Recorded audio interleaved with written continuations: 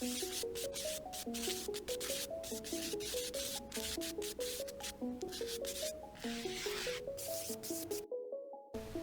everyone, welcome to Cutie Pie Collective. Today we are doing Becoming a Scribe, How to Make Medieval Scrolls Part 5, Painting Your Scroll. Painting is probably one of my favorite parts. It's when your scroll really starts to come alive.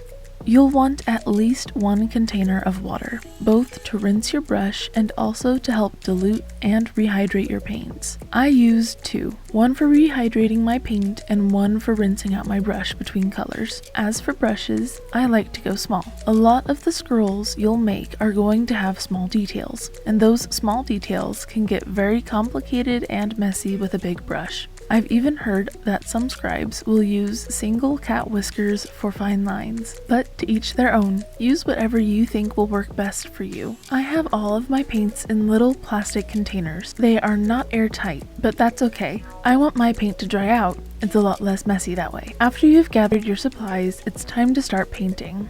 If your paints aren't dried out, you'll still want to dilute them in water. I use my brush to drip water into my paint and then mix the water with the dried paint till I get the consistency that I want. We use gouache paint. Some people pronounce it gouache or gouache. It's water-based and a lot like watercolors, but gouache is more opaque than normal watercolors are. What that means is that you can put a layer of gouache down and it would cover the color beneath it.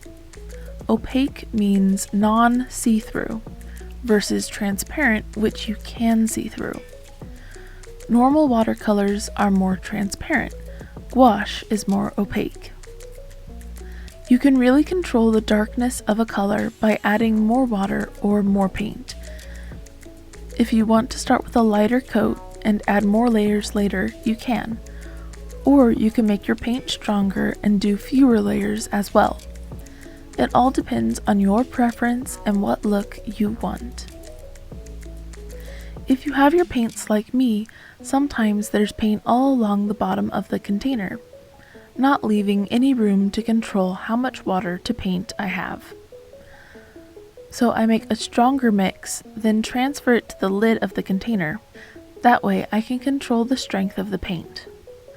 You'll want to usually try to start with your light colors, then move to darker ones. It will help your waters stay cleaner. If you notice that your water is getting dark, stop and change it out. It's also fine if you want to use whatever color you feel like first. Just keep an eye on your waters to make sure they don't dirty your light colored paints. I like to work in layers. I try to do one layer in each area. That way I can let each color dry while working in other areas. Don't add different colors or even second layers of the same color before the first layer is dry. It will throw things off and make things bleed. And unless you want that look, it's really best just to try and avoid it. Alright, now that we have our paint how we like it, let's get on to our next step, white work. Until next time, let's make something.